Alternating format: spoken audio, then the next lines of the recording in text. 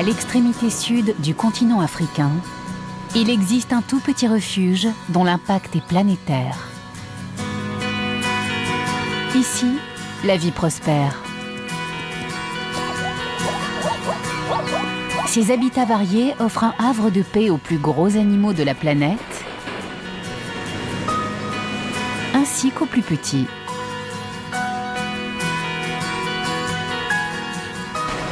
C'est l'histoire d'espèces en voie d'extinction qui reprennent leur place dans la vie sauvage africaine. Voici De Hoop, le sanctuaire de l'espoir.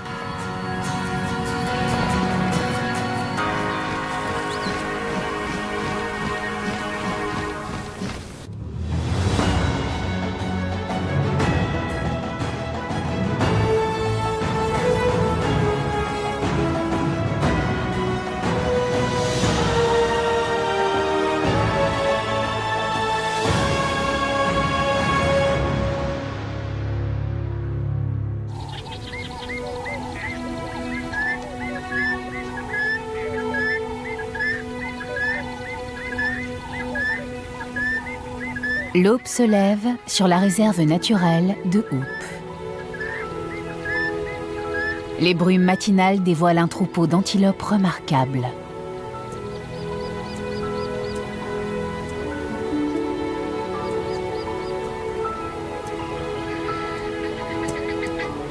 Ce sont des buntebok, un nom afrikaans qui se rapporte à leur robe noire et blanche.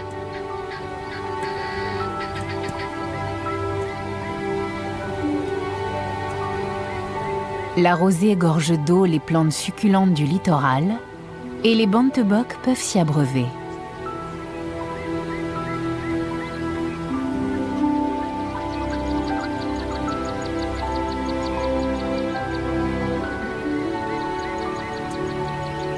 C'est une scène tranquille et les antilopes sont calmes et concentrées sur leur petit déjeuner. Leur présence ici prouve que cette méthode de préservation est un triomphe. Il y a moins d'un siècle, les buntebok étaient chassés sauvagement et il n'était plus que 20 dans le monde.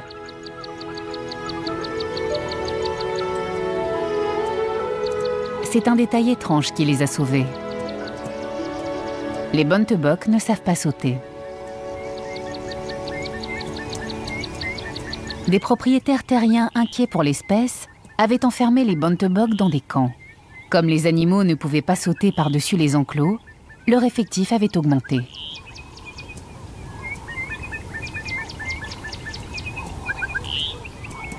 C'était le début d'une tendance qui a transformé cette petite partie du monde en une zone de préservation pour des animaux presque en voie d'extinction.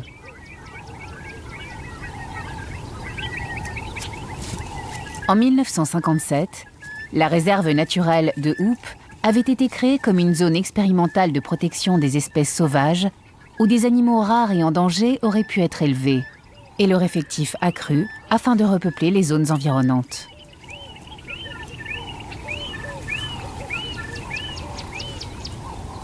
De Hoop fait désormais partie du patrimoine mondial et avec son aire marine protégée, c'est un modèle de préservation en Afrique du Sud et un refuge pour les espèces vulnérables.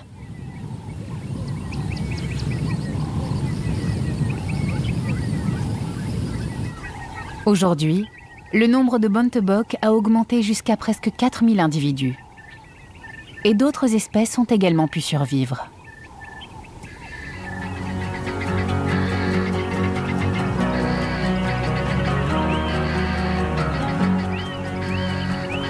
De Hoop est une petite zone où il existe de nombreux habitats. La réserve s'étend du rivage rocailleux aux plaines de Fynbos et aux zones humides non contaminées. Mais la zone protégée ne s'arrête pas au littoral. La baie est un havre de paix connu dans le monde entier qui abrite un géant des mers emblématique. Les baleines franches australes, qui étaient en voie d'extinction à cause de la chasse, migrent ici pour mettre bas.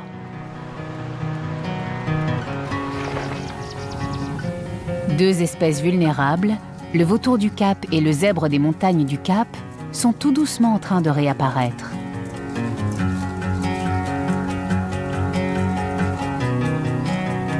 La survie d'une espèce est souvent une question de chiffres. Mais cette petite réserve fait vraiment la différence.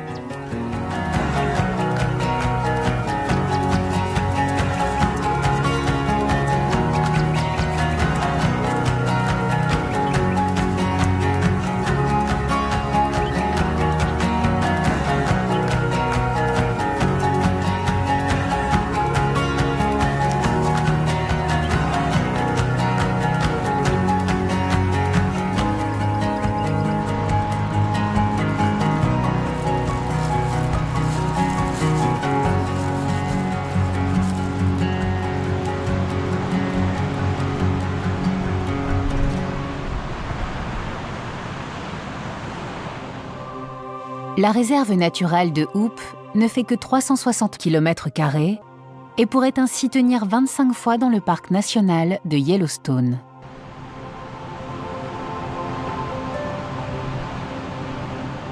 Et pourtant, malgré sa taille, la réserve abrite des centaines d'espèces différentes.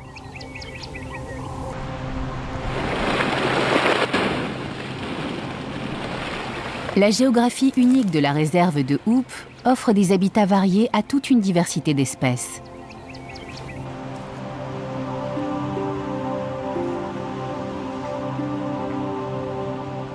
Dans la partie sud de la réserve, à Demond, la Hoeningnes River se déverse dans la mer.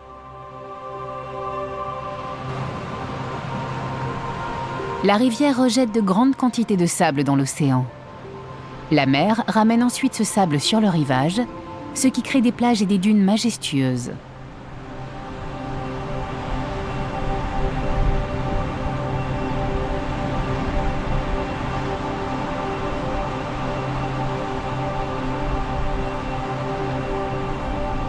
À l'est, le littoral devient rocailleux. Des rochers en grès façonnés par les océans et les intempéries forment un paysage spectaculaire.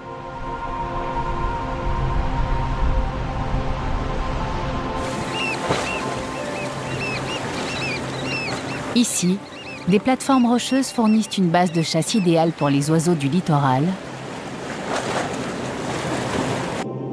alors que les piscines formées par les rochers abritent une grande variété d'espèces marines.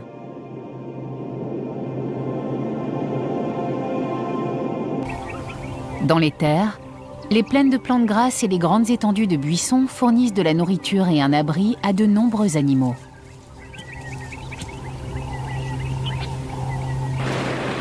L'océan, le rivage rocailleux, les dunes, les lacs, les buissons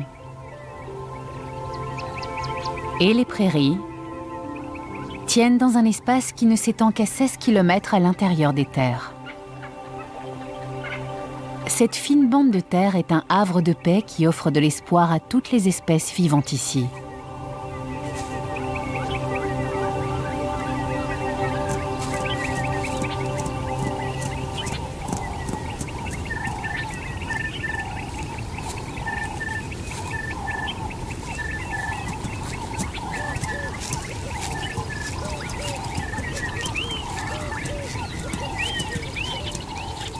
Le jour se lève sur la réserve de Hoop et le géant majestueux du parc cherche des pâturages. C'est l'élan du Cap, la deuxième plus grosse antilope au monde. Les élans sont énormes. Ils peuvent peser jusqu'à des centaines de kilos et mesurer 1,80 m au garrot. Pour les chasseurs-cueilleurs indigènes d'Afrique du Sud, ils étaient un symbole puissant d'abondance et de force. Ils immortalisaient l'élan sur de nombreuses peintures sur pierre et dans leurs cérémonies religieuses. Ces animaux étaient essentiels pour l'entrée dans l'âge adulte et pour leurs rituels de danse et de transe chamanique.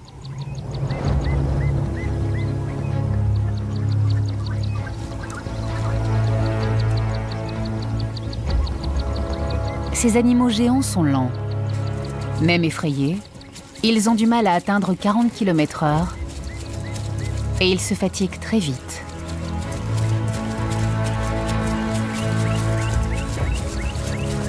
Ils ne sont pas rapides, mais ils sont très forts. Quand il est menacé, cet animal peut faire un bond de 3 mètres sans prendre d'élan.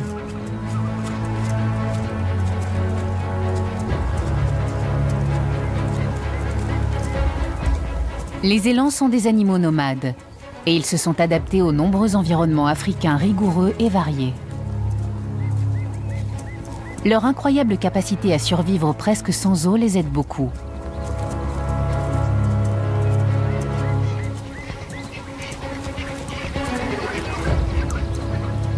Ce sont des animaux sociables qui forment de grands troupeaux, mais qui ne défendent pas qu'un seul territoire.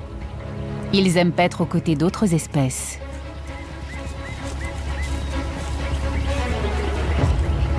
Mais entre eux, il faut maintenir une hiérarchie.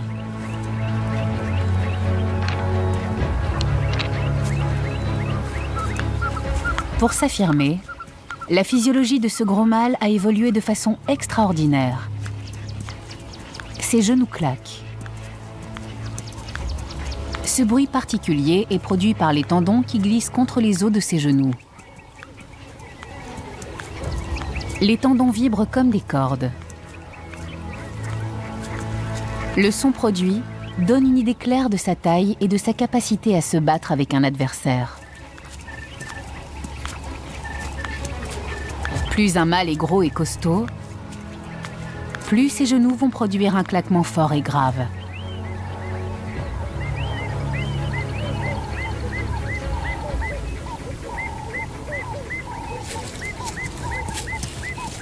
Les élans sont des herbivores qui broutent des petites pousses et des feuilles tendres sur les arbrisseaux et les buissons. Mais profiter d'un tel festin n'a pas que des avantages. Tandis que l'antilope s'appuie contre les arbres et les buissons, des tigres viennent s'enfouir dans ses poils et se planter sur son dos pour sucer son sang. Une fois que la tique est accrochée à l'élan, celui-ci ne sentira pas qu'elle grossit à vue d'œil en se nourrissant de son sang. Mais il y a d'autres insectes gênants qui se trouvent hors de portée de ses dents et de sa langue. Heureusement, il possède 2 outils très utiles. Ses gratte d'eau longs et élégants.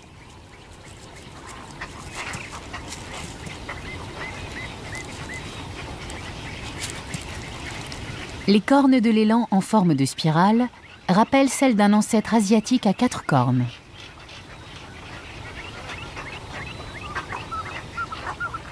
Avec le temps, les 2 paires ont fusionné et se sont entrelacées en forme de tire-bouchon.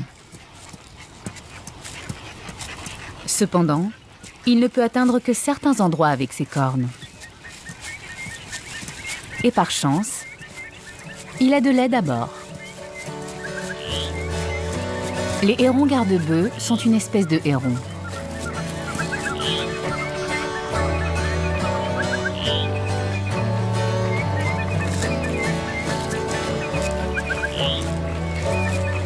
Leur nom vient de leur comportement, car ils se déplacent sur ou près de gros brouteurs comme les bovins, les antilopes et les zèbres.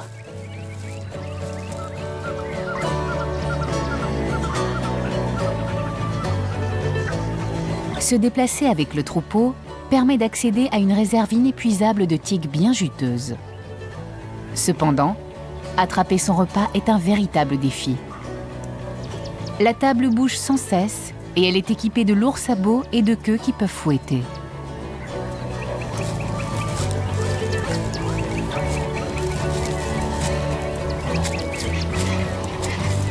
Pour un héron, une tique lente et gonflée de sang est un délice.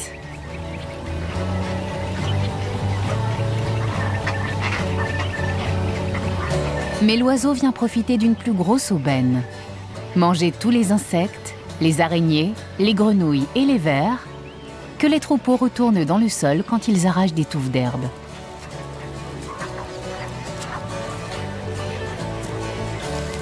Suivre les herbivores et les brouteurs offre de grosses récompenses pour un minimum d'effort.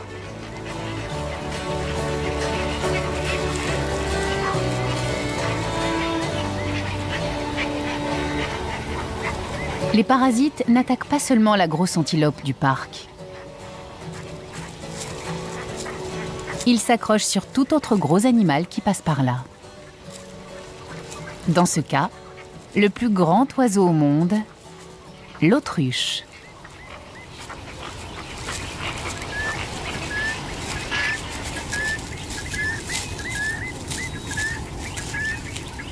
Un jeune mâle s'ébroue dans une cuvette remplie de poussière pour se débarrasser des parasites et retirer l'excès d'huile de ses plumes.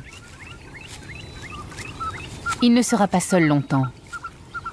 Sa partenaire veut aussi passer un bon moment.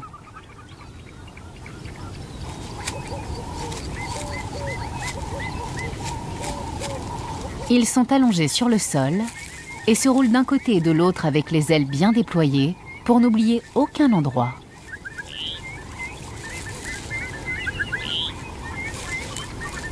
Une belle cuvette remplie de poussière est un bien précieux. À 2 dans le bain, c'est bien. À 3, c'est vraiment trop serré.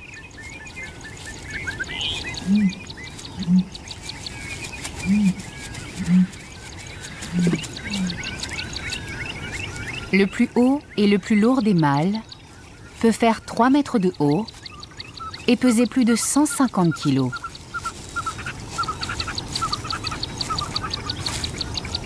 Leur taille de géant ne leur permet pas de voler. Mais ils se sont adaptés en devenant des coureurs extrêmement rapides.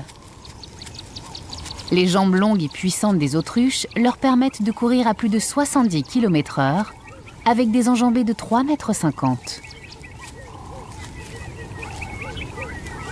Les coureurs d'élite ont besoin de chaussures spéciales et il en est de même pour les autruches. La plupart des oiseaux ont 3, voire 4 orteils à chaque patte. Mais l'autruche n'en a que 2. Les orteils à l'intérieur se terminent par des griffes longues et courbées qui se plantent dans le sol comme les crampons des chaussures d'un sprinter. Elles utilisent aussi leurs griffes pour se défendre.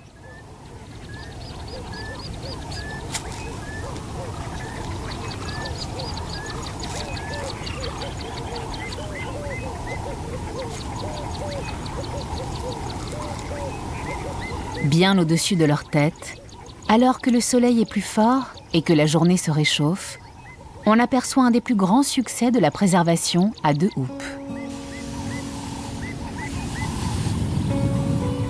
C'est le vautour du Cap.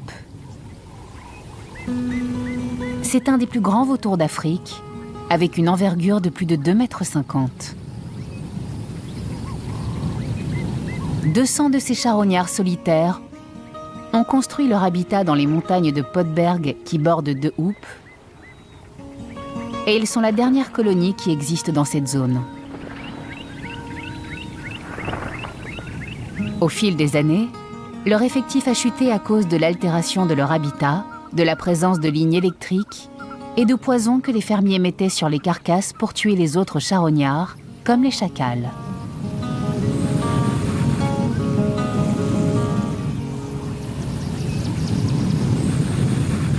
Dans les années 70, cette zone ne comptait plus que 30 vautours. Mais grâce à un changement dans l'attitude des fermiers locaux et grâce à ce havre de paix, le nombre de ces charognards insaisissables continue à grimper.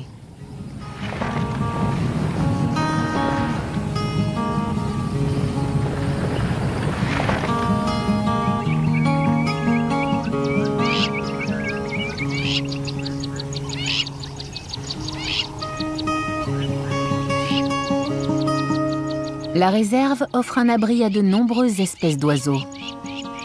Mais c'est toute la région qui est un habitat essentiel pour eux.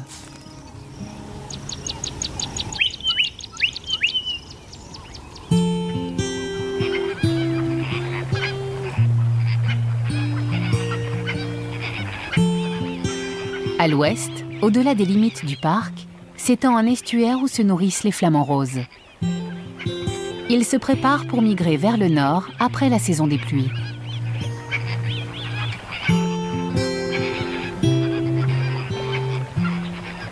Quand ce sera le moment, ils feront 1000 km en volant au-dessus des déserts de Namibie et du Botswana. Si la pluie a été assez abondante, ils s'accoupleront là-bas. Sinon, ils reviendront dans cette région.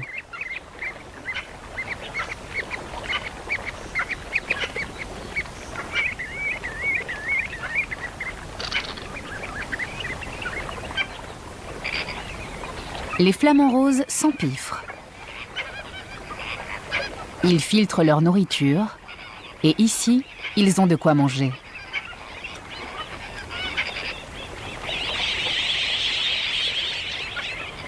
Les bancs de sable dans les zones humides, près de la réserve de Hoop, sont emplis d'algues et de bactéries microscopiques, de matière organique accrochée à chaque grain de sable. C'est également un festin pour ces escargots de vase. Le sédiment est riche en algues et en bactéries, ce qui attire les petits crustacés et les vers marins. Les flamants roses peuvent ainsi en profiter pleinement.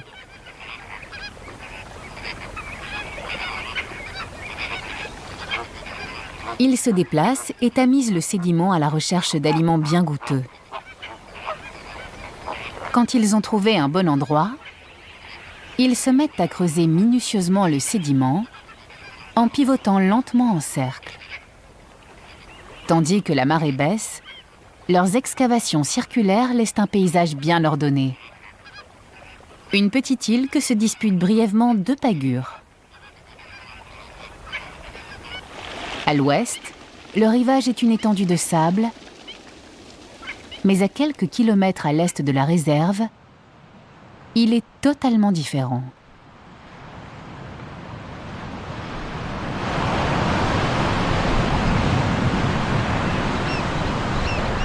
L'environnement est plus rigoureux et plus difficile, et les vagues éclatent sur un rivage rocailleux et accidenté.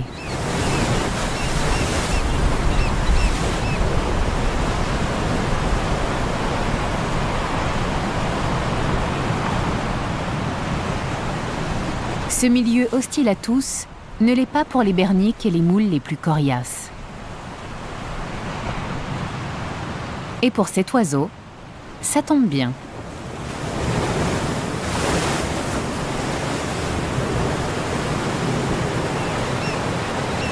L'huîtrier de Moquin est un autre symbole vivant du succès de la réserve de Hoop.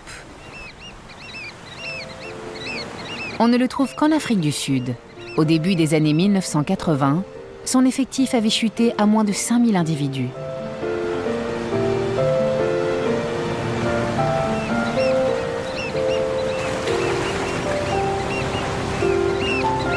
Les huîtriers de Moquin construisent leur nid sur le sol, ce qui les rend très vulnérables.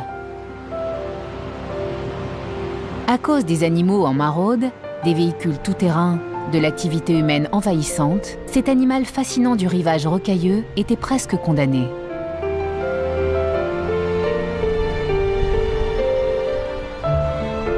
Mais les côtes protégées comme celle-ci offrent un endroit sûr pour ces oiseaux. Cependant, la vie n'y est pas facile.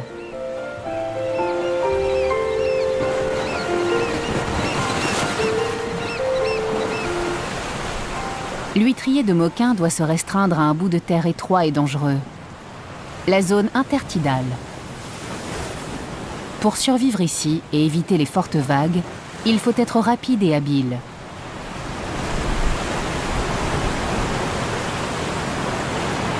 Il se nourrit à marée basse quand les crustacés sont à découvert.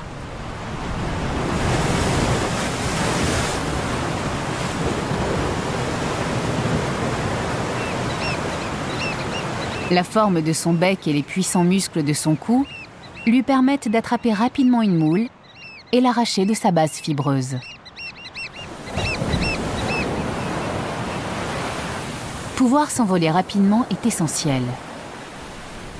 Les vagues sont puissantes et une fraction de seconde peut coûter cher à un oiseau pris au piège des vagues qui déferlent.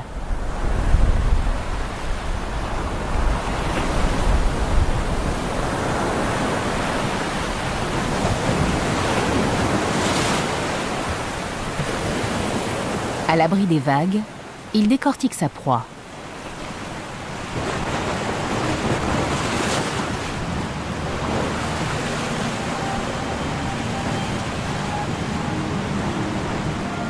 Sa partenaire a elle aussi réussi. Elle donne des coups secs pour détacher une bernique du rocher et déchire la chair souple avec son bec. C'est un travail difficile et fatigant. Et pour survivre, les oiseaux adultes doivent briser ces coquillages et se contenter de petits morceaux. Avec une nourriture abondante et protégée au sein de la réserve de Hoop, les huîtriers de Moquin prospèrent et leur effectif augmente.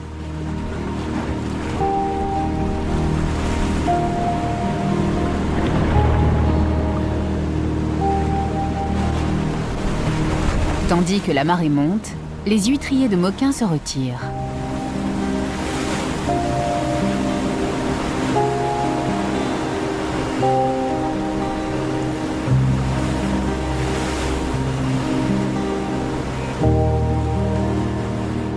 Les oiseaux doivent attendre la prochaine marée pour pouvoir manger à nouveau. Mais pour les autres espèces du littoral de Hoop, c'est l'heure du repas. Déclarée en 1986, la zone marine protégée s'étend sur 5 km dans l'océan, au-delà de la réserve de Hoop.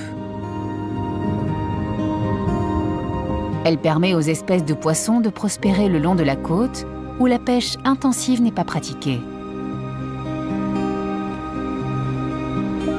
À marée haute, de nombreuses espèces de poissons endémiques se déplacent dans les eaux peu profondes pour se nourrir.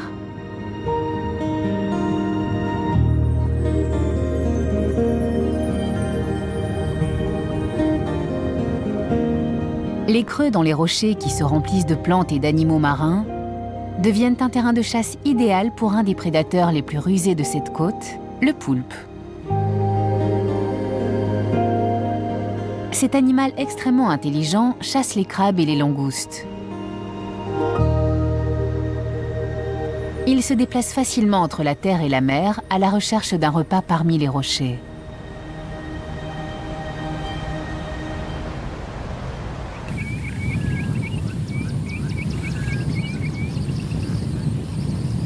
La réserve de Hoop est une vraie réussite.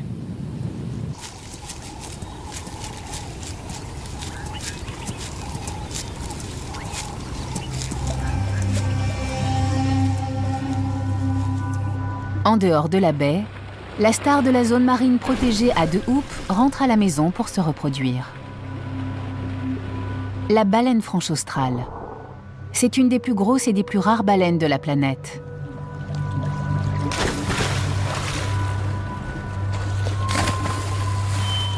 Ces animaux géants ont effectué un long voyage et ont quitté les eaux glaciales de l'Antarctique où ils trouvaient leur nourriture.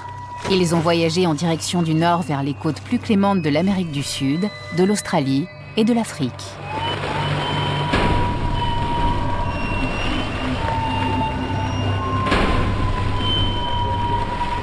Ces baleines sont venues près de la côte protégée pour s'accoupler et mettre bas. C'est le plus grand rassemblement de leur espèce dans l'hémisphère sud.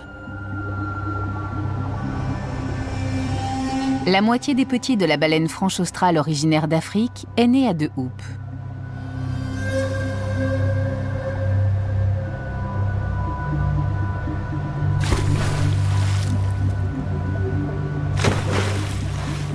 Ces animaux sont des trésors inestimables.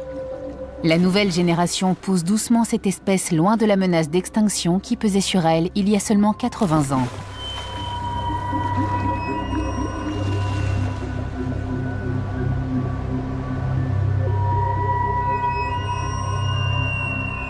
Leur nom rappelle leur sombre histoire. Les baleiniers les appelaient franches, car elles se comportaient en vraies et bonnes baleines à capturer. Ces animaux dociles et intelligents étaient des cibles faciles. Et comme elles sont riches en huile, lorsqu'elles mouraient, elles flottaient en surface.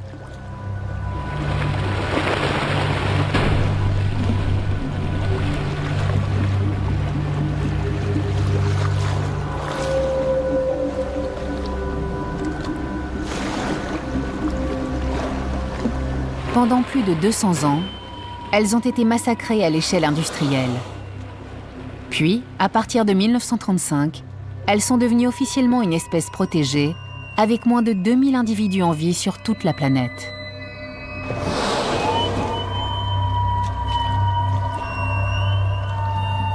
Mais les vrais efforts de préservation ont commencé à payer. Aujourd'hui, la population est estimée à 7000 individus dans les océans du Sud. Et ce chiffre double tous les 10 ans.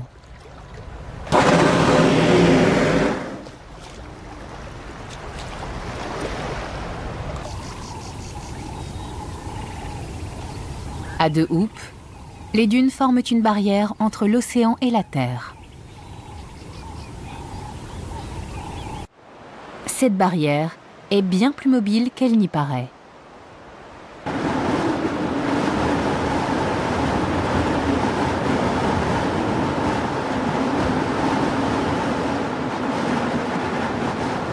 D'énormes quantités de sable rapportées par les rivières, puis rejetées sur le rivage par les océans, forment ces belles pentes sablonneuses.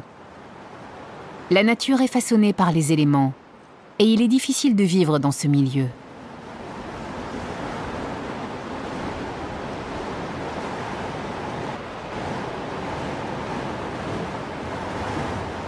Mais certaines espèces ont élu domicile ici.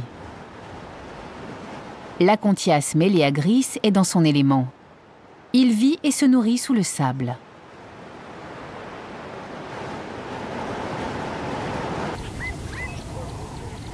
Dans la plaine, les espèces emblématiques de la réserve ont su s'adapter à un habitat plus clément. Ces bontebok doivent également lutter pour la survie de l'espèce. C'est la saison des amours et les animaux sont impatients. Cette femelle est prête à s'accoupler et les mâles commencent à parader. Un jeune mâle court rapidement sur le territoire voisin en exhibant ses prouesses. Les femelles l'ont remarqué, tout comme le mâle dominant. Pour celui-ci, c'est une provocation délibérée à laquelle il faut répondre. Les confrontations des bontebok sont plus souvent des bravades que de réels combats. Mais parfois, des exceptions s'imposent et les jeunes prétendants doivent être remis à leur place. C'est une épreuve de force, pas un duel mortel. Ils luttent avec leurs cornes, mais ne tuent pas.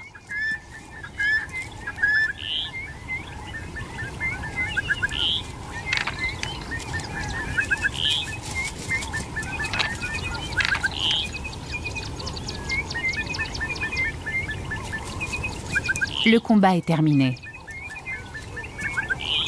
L'opposant a été remis à sa place et s'en va d'un pas lourd pour tenter sa chance avec un adversaire moins expérimenté.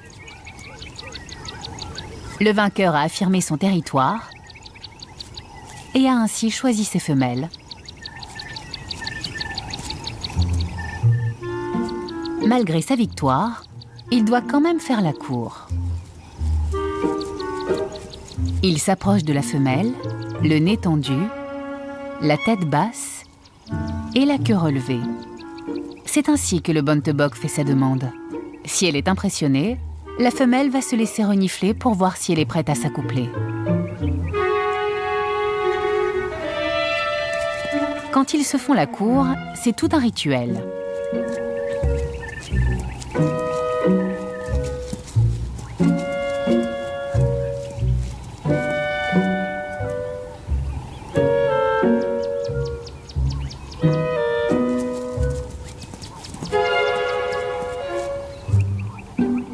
Ce mâle est tellement intrigué par sa partenaire qu'un autre prétendant en profite pour se faufiler sans être vu.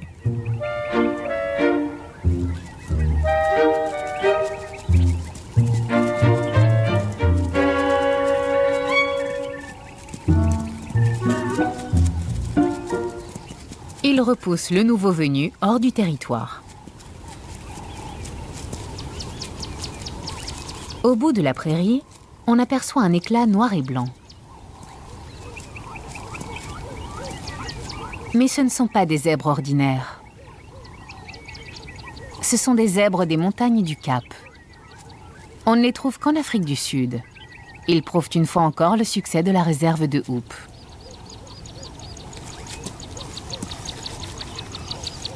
Ce sont d'excellents grimpeurs avec des sabots durs et pointus, parfaits pour marcher sur les pentes rocailleuses.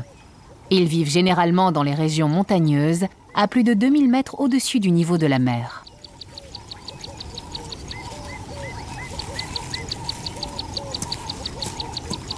Mais ils ont besoin de pâturages variés et de beaucoup d'eau, ce qui les met en concurrence directe avec les humains.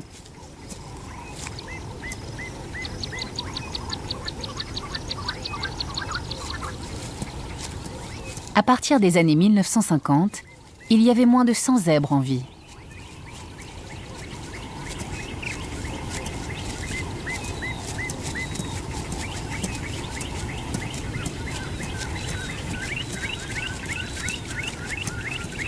Aujourd'hui, grâce aux parcs nationaux et aux réserves comme de Hoop, la population globale actuelle du zèbre des montagnes du Cap est estimée à environ 1500 individus.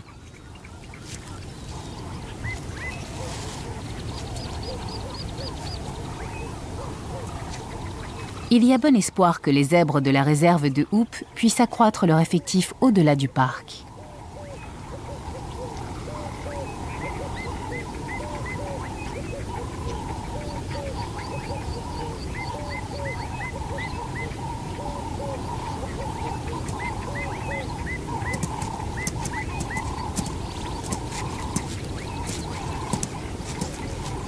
De Hoop est un havre de paix. Et les plus grandes espèces qui prospèrent ici n'ont pas de prédateurs. Mais en dessous de leurs sabots, il existe un autre monde où de petits mais mortels chasseurs traquent leurs proies.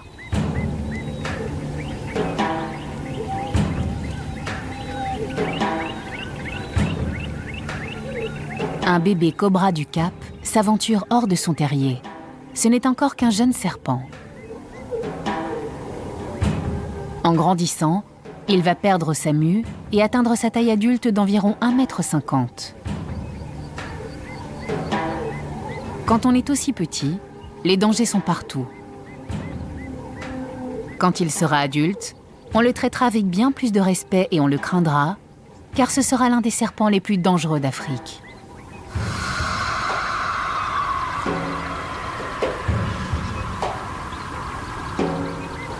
Mais avant cela, il doit éviter de se faire piétiner par de plus gros individus.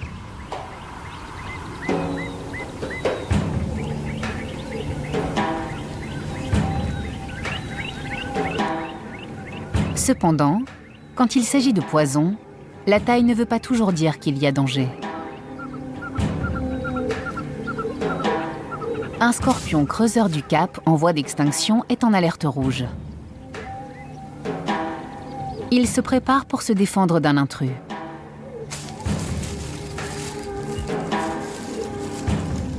Ces dards effrayants peuvent planter et esquiver comme des épées, mais aussi infliger un méchant coup.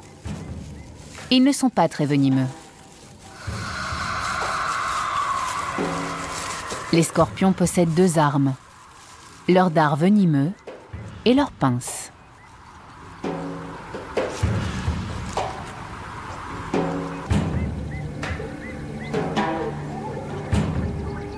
Les scorpions moins venimeux doivent avoir deux pinces plus grosses et plus fortes pour tuer leur proie et repousser leurs rivaux. Le scorpion noir grimpant semble mortel. Mais sa grande pince indique que sa piqûre n'est certainement pas bien douloureuse.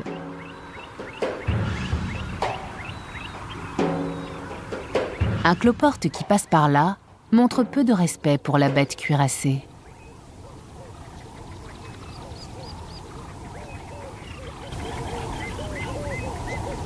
À De Hoop, le sol est principalement sablonneux et calcaire.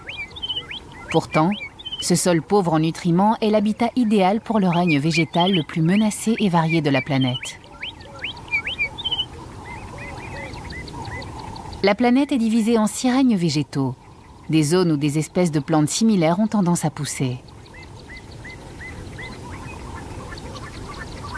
Le règne végétal du Cap n'est pas seulement le plus petit, mais il est aussi le plus varié. 3% des espèces florales de la planète poussent dans une zone de la taille de l'État du Maine. «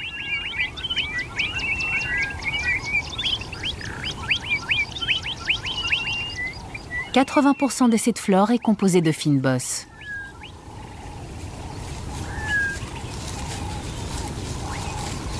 Ce n'est pas une seule espèce, mais plutôt un type de végétation avec une variété d'espèces.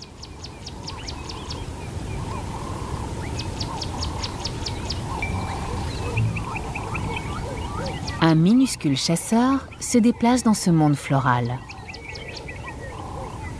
La menthe des fleurs attend patiemment qu'une victime passe. C'est l'une des créatures les plus petites de la réserve et elle est liée à la plus grosse. De même que l'élan, elle est vénérée comme une déesse par les chasseurs-cueilleurs indigènes d'Afrique du Sud. Le nom de la menthe correspond au dieu suprême de leur peuple, le dieu farceur Kagun. Ils pensent que Kagun a créé l'élan.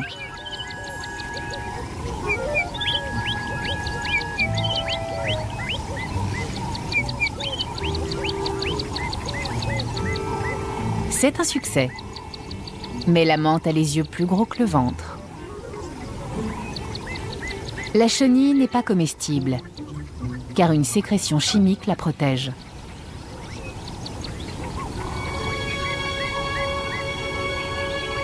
Un peu plus bas, un repas potentiel d'étal non loin de là. C'est un cafard bien juteux, mais la menthe sait que lui aussi n'est pas au menu. Quand il est menacé, le cafard lance un fluide très toxique. Les prédateurs ne le touchent pas. Il se promène donc librement dans cette étendue sauvage. Il est temps que la menthe trouve un meilleur site de chasse. Bientôt, une autre proie passe à la portée de la menthe. Camouflée sur sa fleur, la menthe laisse faire le vent qui pousse de plus en plus près sa victime.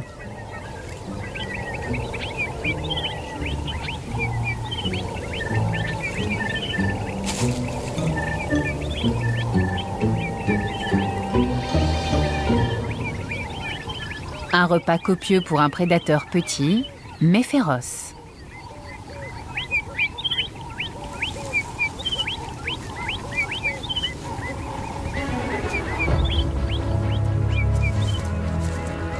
C'est l'après-midi, et les mythiques antilopes se déplacent à la recherche de frais pâturages.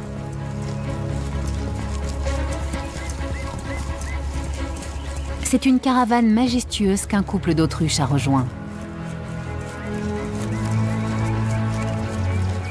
Les jeunes élans ont l'habitude de rester ensemble et forment une garderie paisible à l'arrière du cortège.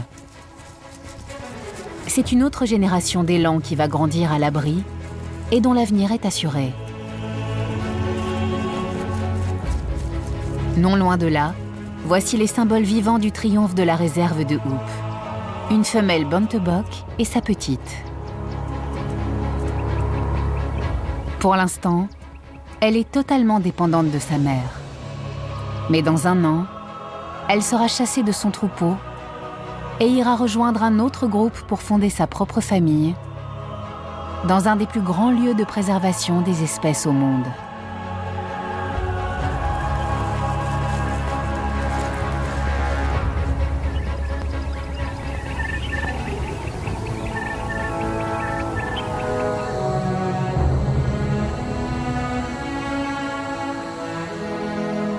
Le crépuscule tombe à l'extrémité sud du continent africain.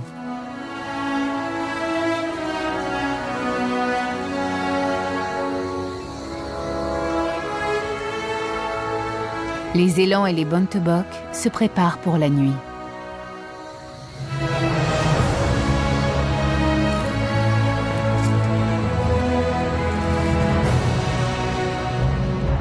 Dans la baie, des baleineaux se serrent tout contre leur mère.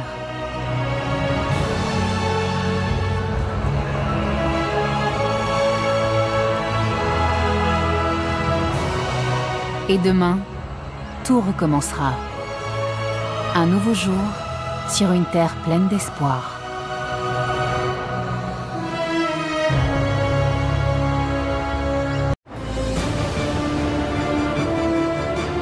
À l'extrémité sud-ouest de l'Afrique, s'épanouit une merveille botanique. Au cœur des montagnes, elle abrite plantes et animaux que l'on ne trouve nulle part ailleurs.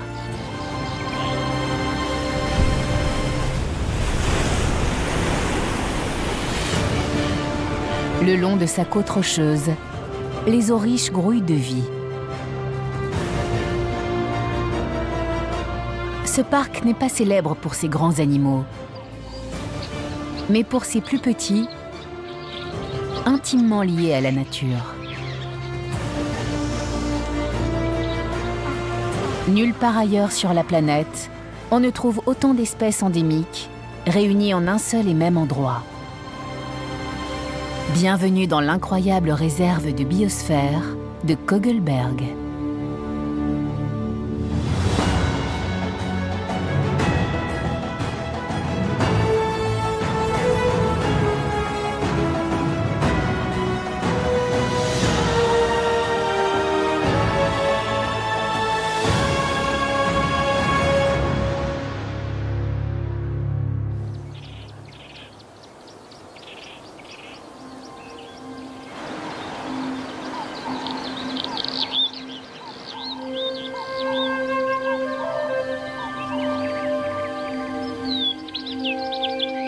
C'est le printemps dans la réserve de biosphère de Kogelberg.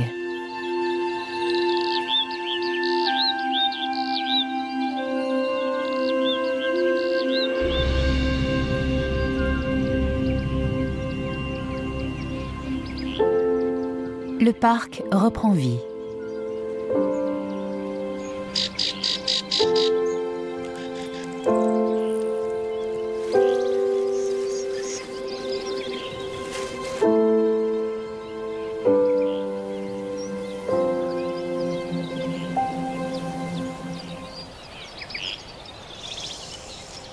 Une vipère heurtante mâle se réchauffe sur un rocher en plein soleil.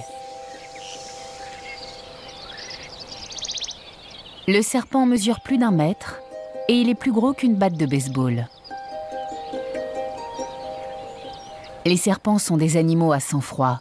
Leur métabolisme baisse pendant l'hiver, ils n'ont donc pas besoin de beaucoup de nourriture.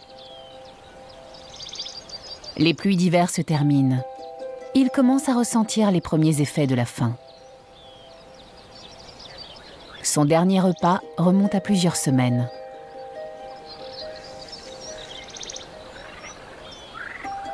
La vipère heurtante a une tête triangulaire en forme de diamant.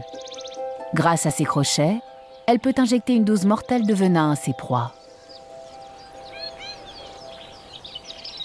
Petits mammifères, lézards, grenouilles et même certains oiseaux sont au menu. Pour l'instant, sa température corporelle n'a pas encore assez remonté. Le serpent se contente donc d'apprécier la délicieuse sensation des rayons de soleil sur ses écailles.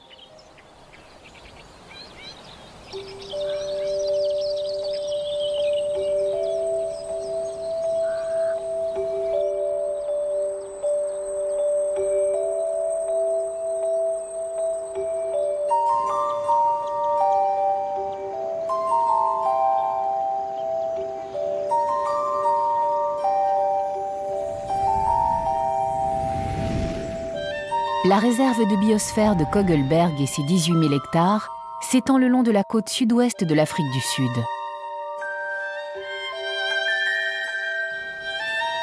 Contrairement à la plupart des parcs africains, elle n'est pas célèbre pour ses grands animaux, mais pour son incroyable diversité d'espèces végétales.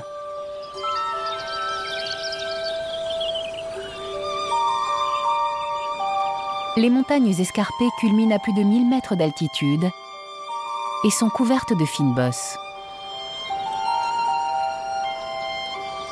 Le fynbos est une formation végétale d'arbustes et de plantes caractéristiques du Cap occidental en Afrique du Sud. Sa richesse et sa diversité sont incomparables. On trouve plus de 150 variétés de plantes pour 1000 km², soit pratiquement 2 fois plus que dans une forêt tropicale.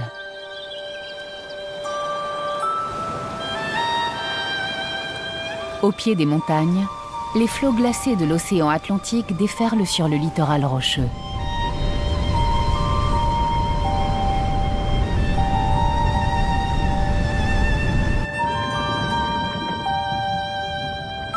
Les eaux riches en nutriments alimentent les récifs sous-marins, bouillonnants de vie.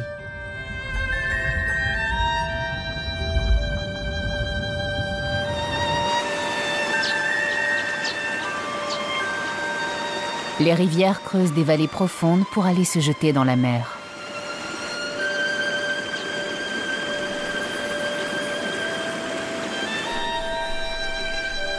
Sur les hauteurs des ravins escarpés, quelques fragments de forêt survivent, entourés des landes de fynbos. Peu de mammifères vivent dans ces montagnes où la végétation est coriace et indigeste. Si la réserve manque de mammifères, elle brille par l'extraordinaire diversité de ses plantes. Les montagnes de Kogelberg font partie de la région floristique du Cap. On y dénombre 9000 variétés de plantes, dont 70% sont endémiques.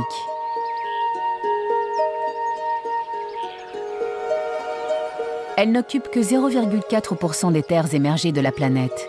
C'est la plus grande concentration et la plus grande variété de plantes au kilomètre carré au monde.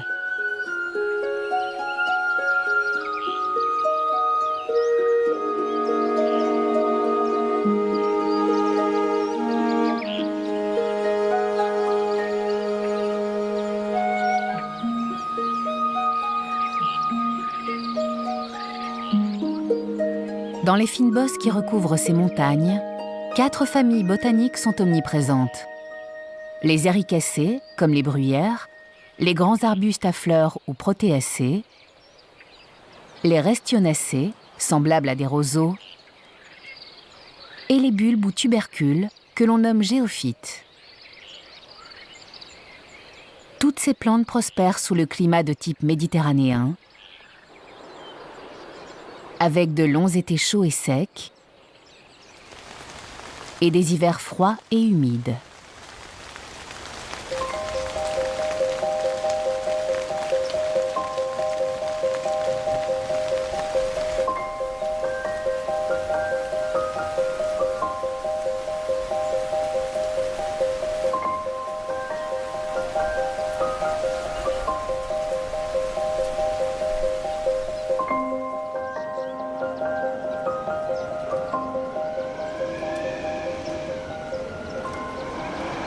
Les sols sablonneux des fynbos sont pauvres en matière organique. Plantes et animaux ont dû s'adapter aux défis imposés par de telles conditions.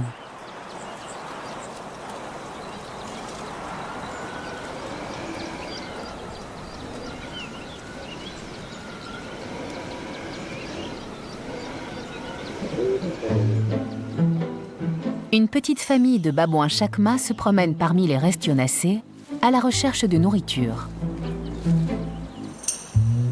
Le mâle dominant veille sur sa troupe.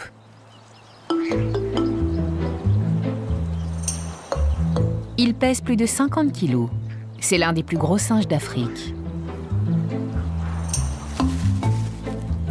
Les babouins sont des singes particuliers.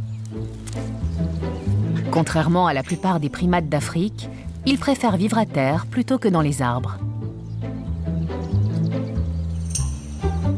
Ils peuvent donc survivre dans des milieux différents. Le fynbos et ses champs de broussailles est le plus hostile.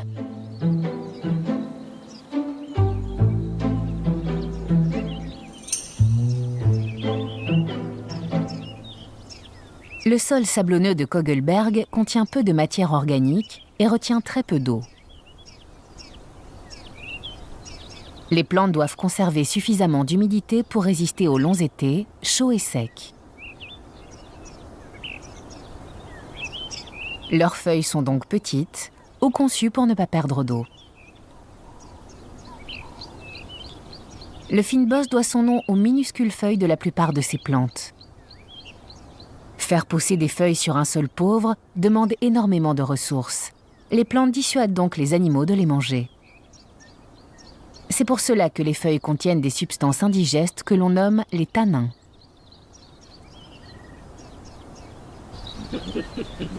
Pour les animaux, trouver de la nourriture est un défi permanent.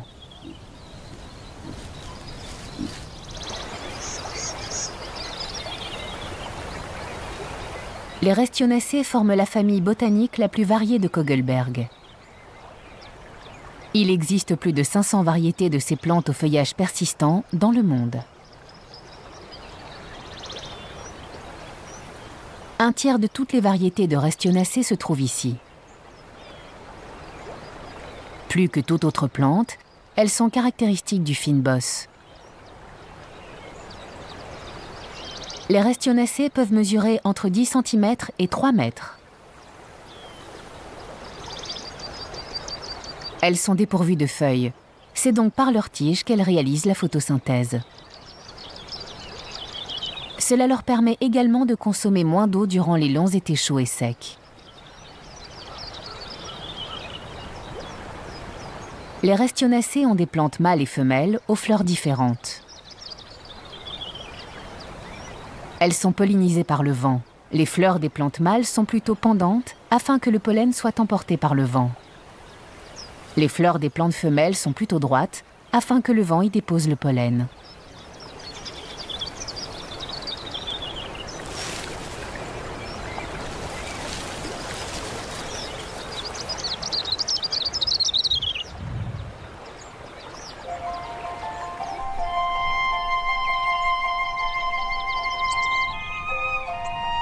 Une des raisons qui explique la diversité de plantes de Kogelberg est sa richesse d'espèces végétales endémiques. Beaucoup de plantes rares y survivent à des endroits spécifiques.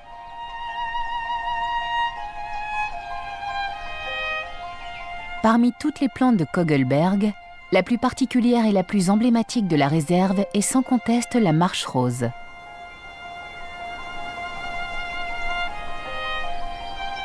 Il reste moins de 250 spécimens sauvages de cette plante qui vit uniquement dans les sols bien drainés et plus frais des flancs sud, où l'eau ruisselle en permanence sur ses racines.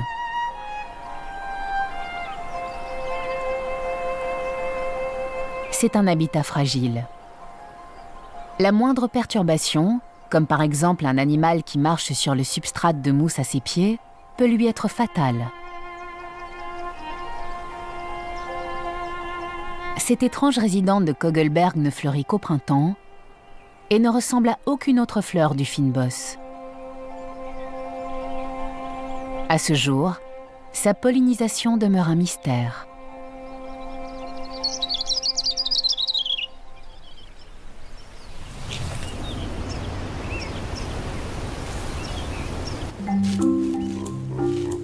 Le mâle dominant emmène sa troupe près de l'océan pour se nourrir de la végétation sur la dune côtière.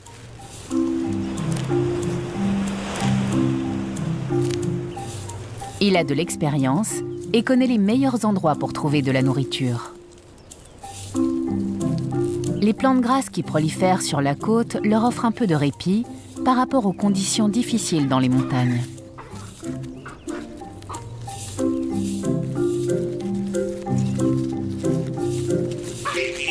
La vie de famille est très importante chez les babouins. Ce jeune découvre les meilleurs endroits pour se nourrir grâce à ses aînés.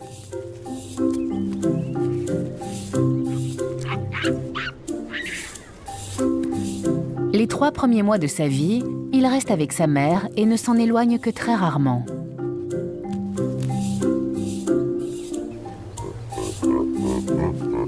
En grandissant, il devient plus indépendant et découvre l'autonomie.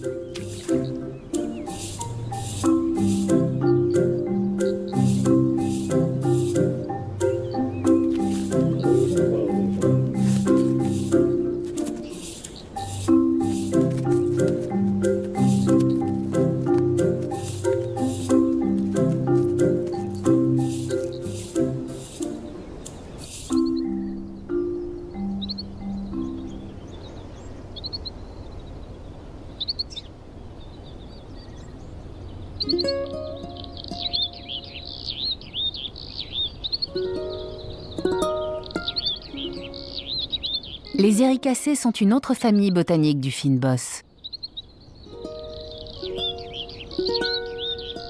Elles ont des feuilles minuscules pour réduire leur consommation d'eau et éviter que les animaux ne les mangent. Mis à part cela, elles sont incroyablement variées. Les Ericacées sont pollinisées par le vent et ont de toutes petites fleurs. Toutes les variétés ne reposent pas sur les aléas du vent.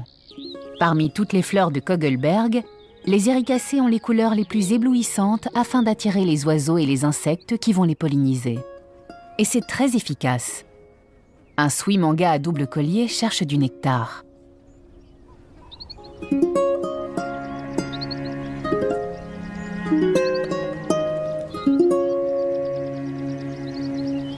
Les Ericacées ne sont pas les seules plantes qui cherchent à séduire les animaux.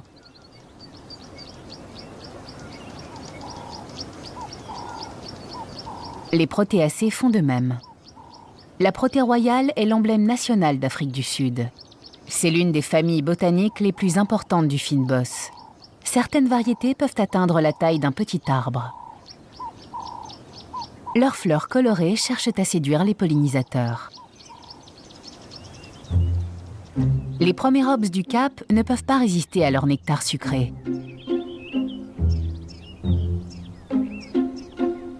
Comme les Souimanga, ce sont des pollinisateurs importants. Ils visitent 300 fleurs par jour. Ils plongent la tête dans les fleurs de Protéacées et se retrouvent saupoudrés de pollen. Ils transportent ce pollen de plante en plante.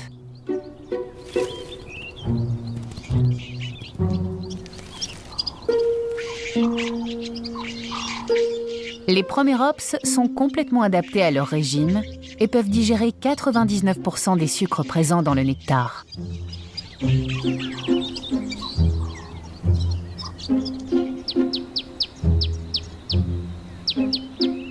De plus petits nectariniidés butinent également les protées, mais ils trompent les fleurs, car ils sont trop petits pour se retrouver couverts de pollen. Les Promérops sont les seuls pollinisateurs fiables. Il en existe un autre, plus petit, mais c'est un travailleur acharné. Les abeilles du Cap sont elles aussi attirées par le nectar sucré. Elles pollinisent certaines variétés par hasard, comme cette protée de Waboom. Mais pour d'autres, elles jouent un rôle capital.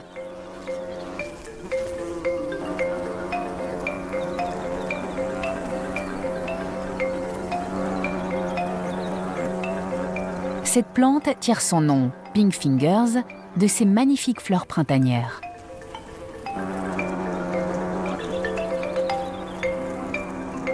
Lorsqu'elle fleurit au printemps, elle attire des nuées d'abeilles qui volettent de fleur en fleur pour butiner le pollen et le nectar.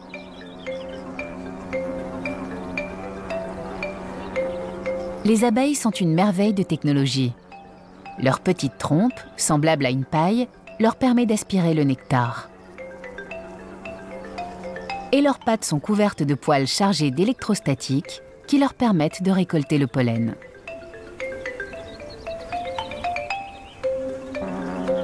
Elles emmènent ensuite le pollen et le nectar dans leurs ruches pour nourrir les larves et fabriquer leur miel.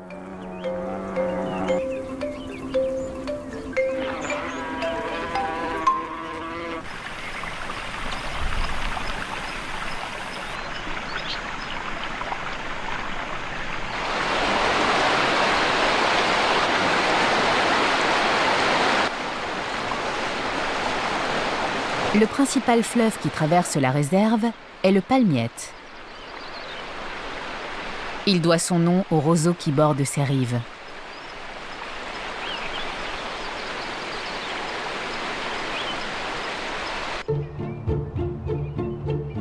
Le Palmiette file jusqu'à l'océan et forme un estuaire peu profond. C'est un véritable paradis pour les flamands nains.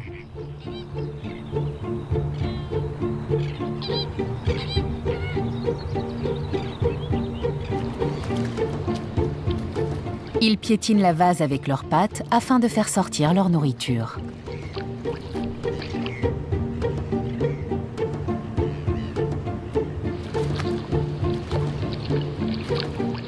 Ils se nourrissent par filtration.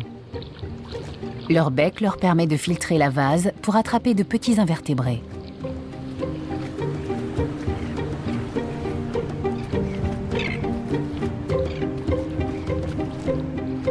Ils se nourrissent le matin.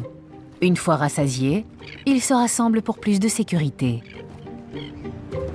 Ils se cachent la tête sous leurs ailes pour faire un petit somme.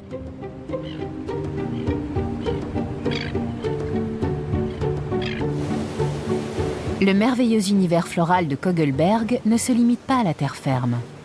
Il avance dans l'océan sur 200 mètres.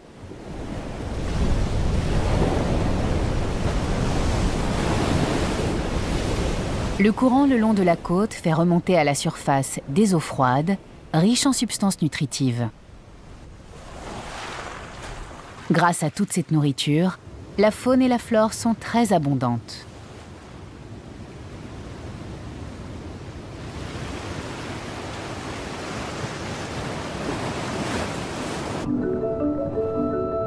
Abreuvées de soleil, les algues géantes absorbent tous les nutriments dont elles ont besoin dans l'eau. Par endroits, elles peuvent mesurer jusqu'à 12 mètres de hauteur au-dessus du récif. Contrairement à la situation sur Terre, la nourriture est très abondante sous l'eau. Mais la plupart des espèces ont du mal à trouver un endroit où s'installer. L'espace est une denrée rare. Les conditions de vie sur ces récifs ont changé récemment. Et personne ne peut en expliquer les raisons.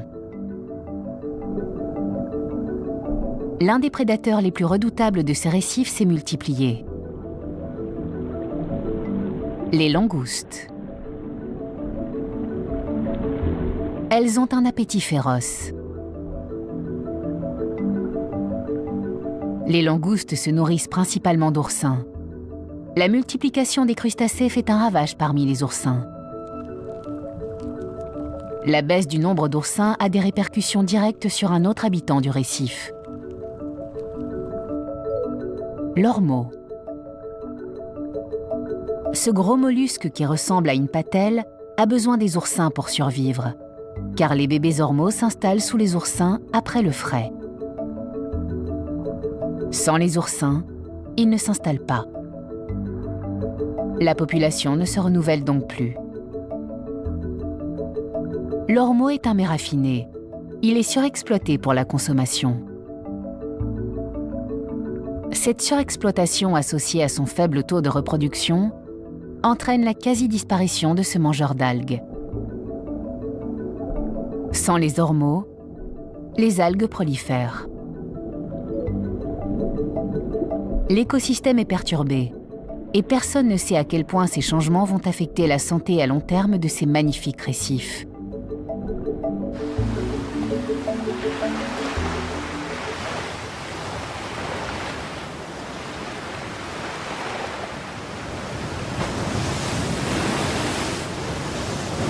Là où les montagnes se jettent dans l'océan, une famille de damanes des rochers, qu'on appelle aussi damanes du Cap, prospère dans la végétation arbustive de la côte. Cette végétation est abreuvée d'embrun. Elle est solide et résistante. Seul l'estomac coriace d'un damane peut digérer ces feuilles salées. Les damanes se prélassent souvent au soleil. Cela leur permet d'augmenter leur température corporelle. Ils font partie des rares mammifères à sang chaud capables d'utiliser la chaleur du soleil pour aider leur métabolisme. Les damanes sont des animaux étranges. Ils ressemblent à des rongeurs, mais des études génétiques ont montré qu'ils sont beaucoup plus proches des éléphants.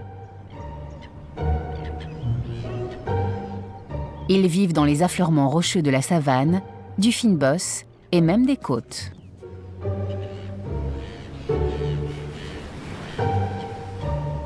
Ils sont agiles.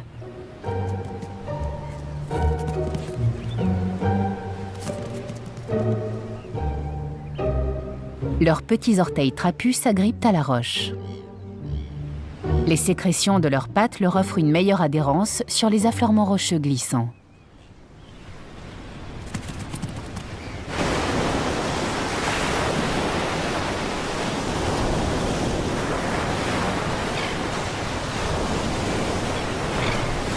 Le littoral rocheux de la réserve est un véritable paradis pour beaucoup d'oiseaux de mer, comme ces cormorans à poitrine blanche.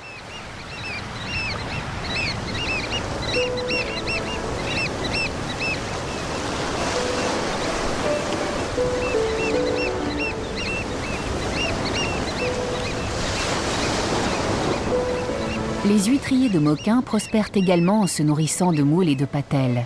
Ils décollent les mollusques des rochers grâce à leur bec rouge et coupant, comme des lames de rasoir.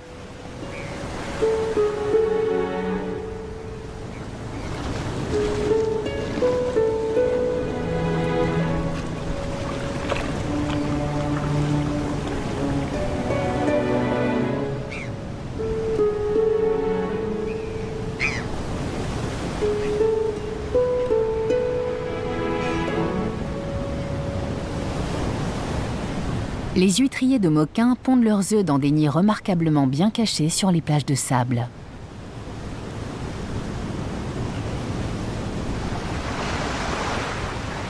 Le camouflage est indispensable, car des prédateurs comme les loutres ou les goélands dominicains rôdent.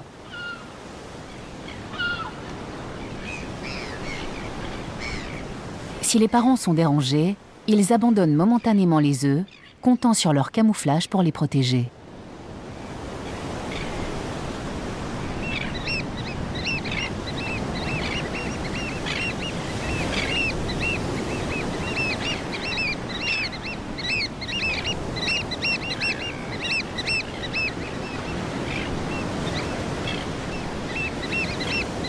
Les œufs éclosent en 6 semaines environ. Les poussins sont sur pattes en quelques jours.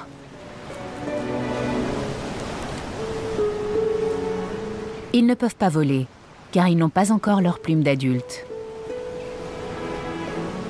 Ils rusent pour se cacher aux yeux des gourmands.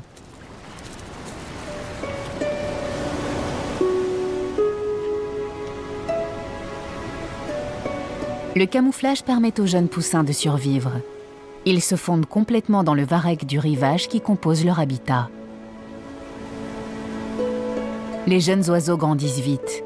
Ils apprennent à se nourrir grâce à leurs parents.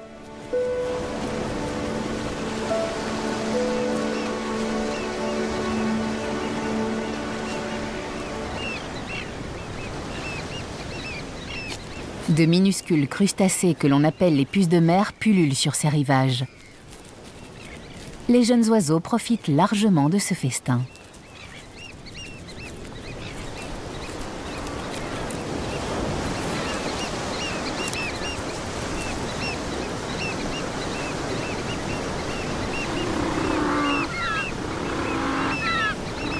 Une colonie de manchots du Cap s'est elle aussi installée dans la réserve.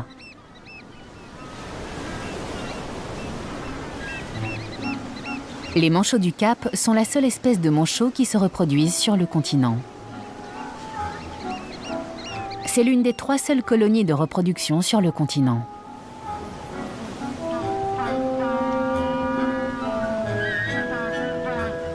Les manchots du Cap préfèrent en général les îles au large des côtes.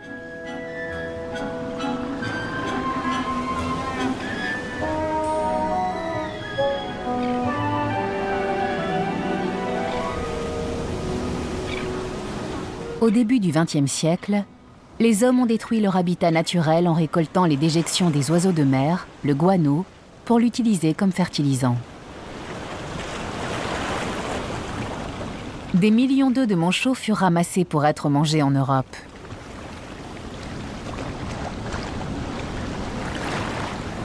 Et la pêche industrielle de la sardine et de l'anchois ont privé les manchots de leur proie favorite.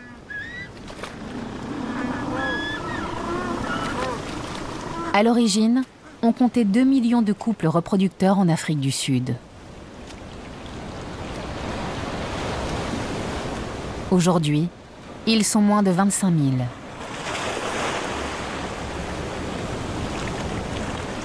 ces oiseaux se battent pour survivre.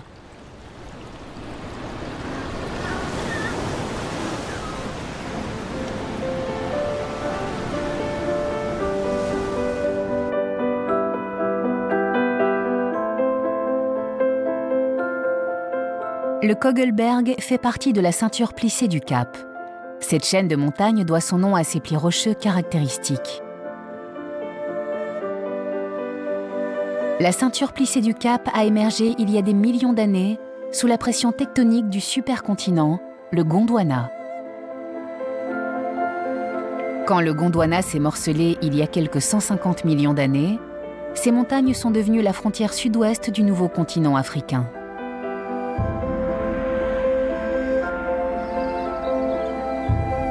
Elles se composent de quartzite et de grès, des roches extrêmement dures qui résistent à l'érosion et produisent des sols pauvres en nutriments.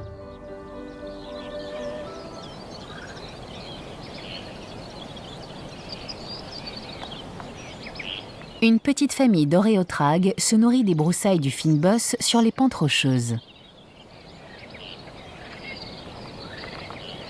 Elles sont agiles et sautent sans effort de rocher en rocher. Sous leurs sabots, de petits coussinets font office d'amortisseurs et leur permettent une meilleure adhérence. Les mâles ont 2 petites cornes très pointues qu'ils utilisent pour défendre leur territoire.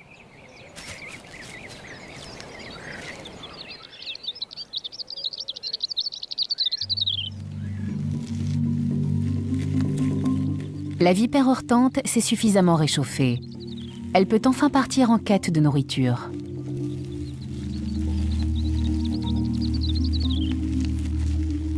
Elle ne chasse jamais activement ses proies. Ce prédateur chasse à l'affût.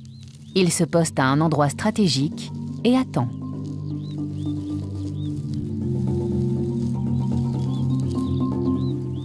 Contrairement à la plupart des serpents qui ont recours au déplacement en S, les vipères hortentes se déplacent de façon quasi rectiligne grâce à leurs écailles ventrales.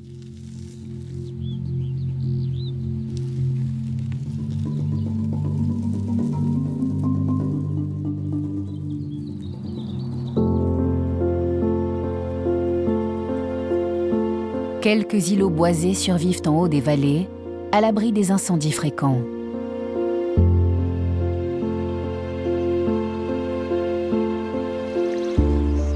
Ce sont les derniers vestiges de forêts de montagnes africaines ou afromontanes de la région.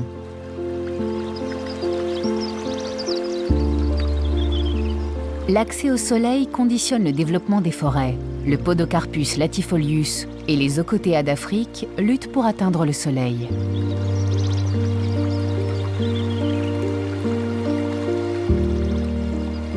Les fougères recouvrent le sol ombragé de la forêt.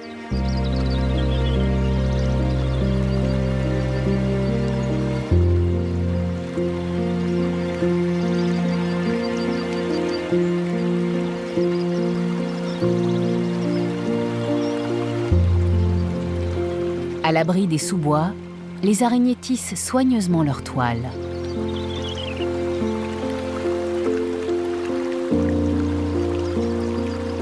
Et les geckos sont tapis sur les troncs à la recherche d'insectes.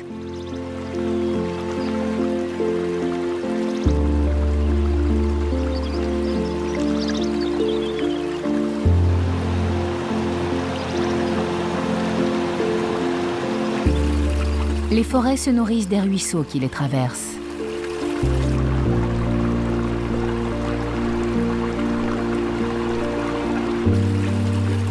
L'eau de ces ruisseaux est brune à cause des tanins de la végétation du fynbos.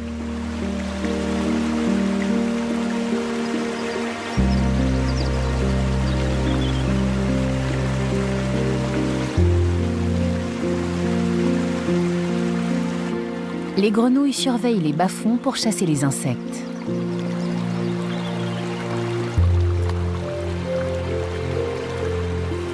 Les crabes se précipitent dans les petits bassins protégés pour y trouver de la nourriture.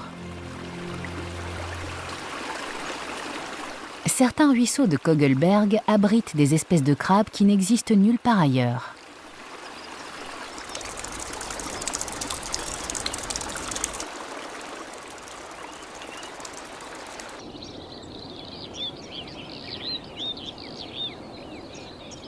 Ce lézard des rochers profite du soleil.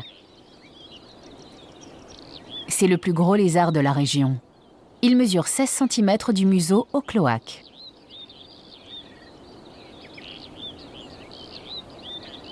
Comme les vipères heurtantes, ces prédateurs chassent à l'affût. Ils grimpent sur des rochers pour fondre sur leur proie invertébrée. Ils peuvent aussi s'en prendre à de plus petits lézards. Il y a peu de grands mammifères dans le Kogelberg, mais on y trouve néanmoins des prédateurs extrêmement voraces, lesquels pourraient bien vous surprendre. Dans un petit ruisseau, une impressionnante collection de plantes attend en embuscade. Toutes les plantes qui vivent dans le Kogelberg se sont adaptées pour trouver de la nourriture dans le sol sablonneux et pauvre. Certaines légumineuses utilisent des bactéries qui permettent à leurs racines d'absorber l'azote et d'autres nutriments. D'autres plantes, comme les protées, ont des micro-racines conçues pour assurer une absorption suffisante. Ces Droseraces ont trouvé une solution originale. Au bout de leurs feuilles, des gouttes d'un liquide sucré et collant attirent les insectes dans un piège mortel. Les insectes qui se posent sur les feuilles sont immédiatement englués et pris au piège. La plante digère ensuite l'insecte et absorbe ses précieux nutriments.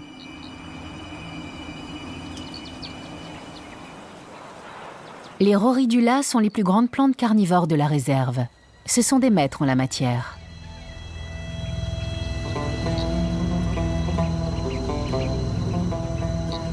Elles ne peuvent pas digérer les insectes qu'elles capturent.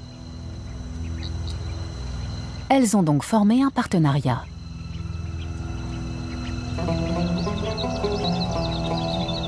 Des punaises arpentent leurs feuilles et mangent les insectes capturés.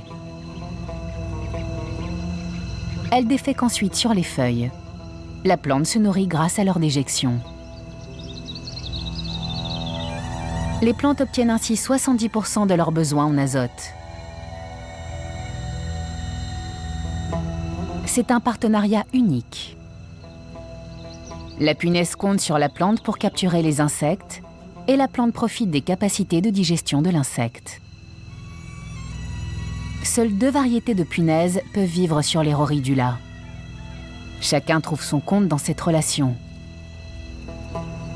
Si l'un de ses protagonistes venait à disparaître, l'autre n'y survivrait pas.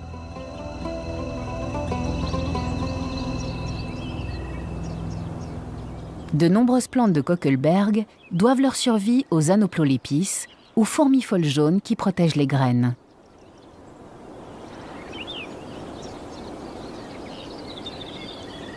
Dans les broussailles du Fynbos, c'est une relation primordiale.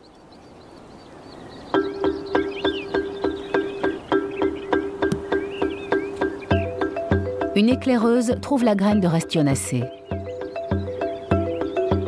D'autres fourmis la rejoignent pour récupérer la précieuse graine.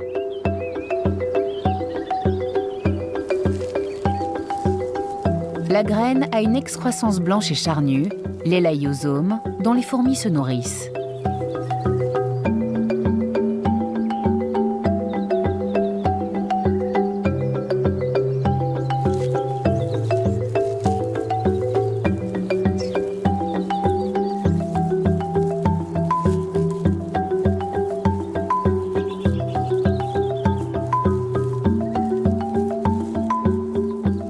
Les fourmis ne sont pas les seules à en profiter. La plante aussi. Les fourmis enterrent la graine dans leur nid et la protègent des herbivores comme les souris. Les souris se nourrissent de graines et de nectar sucré, mais elles jouent également un rôle. Les protées sont connues pour leurs grandes fleurs spectaculaires qui attirent les insectes et les oiseaux pollinisateurs.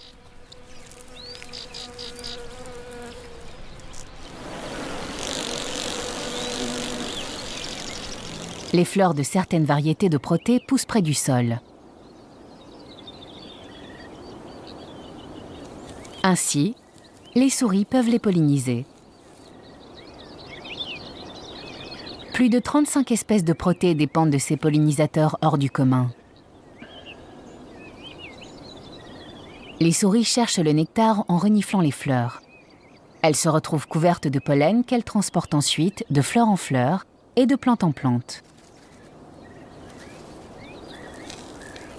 Le rôle des fourmis ne se limite pas à protéger les graines de protées des souris. En les enfouissant sous terre, elles les protègent également des incendies qui ravagent fréquemment le fynbos. Les fourmis n'éloignent pas les graines des plantes mères. Les jeunes plantes poussent donc à proximité des plantes mères, ce qui limite le flux génétique et les populations isolées. En plusieurs millions d'années, les populations isolées ont donné naissance à de nouvelles espèces. C'est une des explications à toute cette diversité.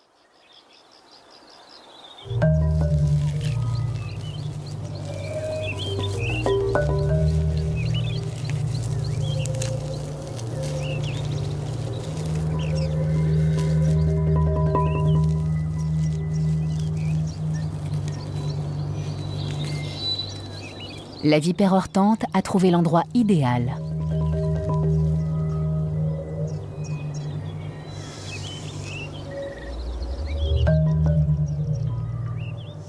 Elle est bien cachée et les rochers de Kokelberg grouillent de souris. Elle n'a plus qu'à attendre que l'une d'elles tombe dans son piège mortel.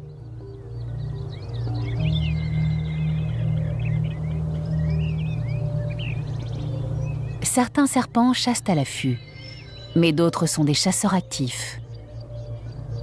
Caché dans un affleurement rocheux, un Lamprophis guttatus se réveille.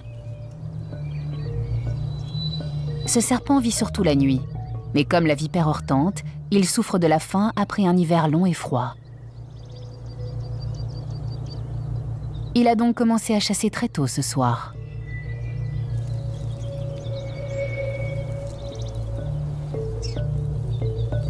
Il est parfaitement adapté à son habitat rocheux. Grâce à sa tête et son corps aplati, il peut se glisser dans des failles très étroites pour traquer ses proies.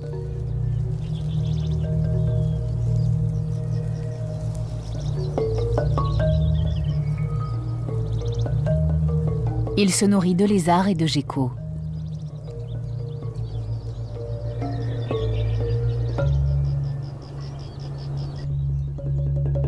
Mais les agames des rochers comme celui-ci sont des experts du cache-cache. Leur technique de camouflage leur permet de se confondre avec les rochers. Cette fois-ci, cela fonctionne. Le Lamprophis guttatus ne l'a pas vu.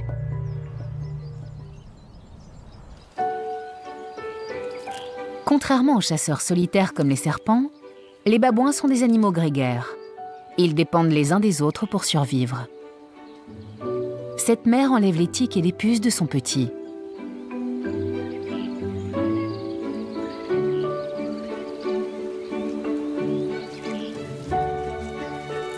Les mères doivent absolument trouver suffisamment de nourriture pour elles-mêmes afin d'avoir assez de lait pour leurs petits. Les groupes sont hiérarchisés. Les subalternes sont aux petits soins avec les femelles dominantes pour obtenir leur faveur.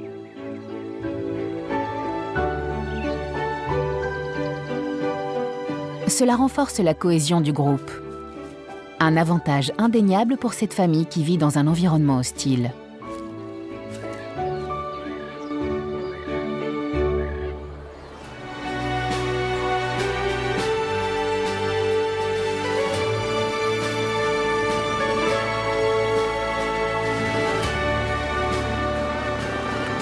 Sur la côte rocheuse du sud-ouest du Cap, plantes et animaux vivent côte à côte dans un environnement impitoyable.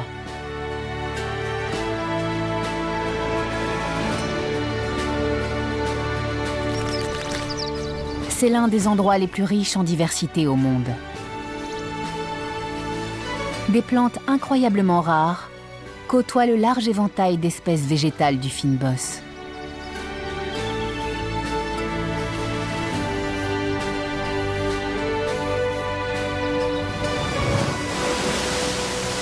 Au large, des eaux riches à la nourriture abondante grouillent de vie.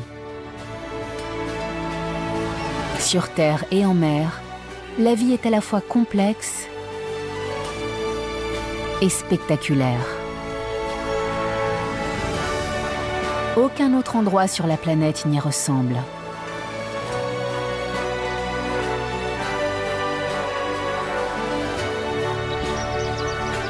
Ce sont les merveilles du Kogelberg, une réserve de biosphère.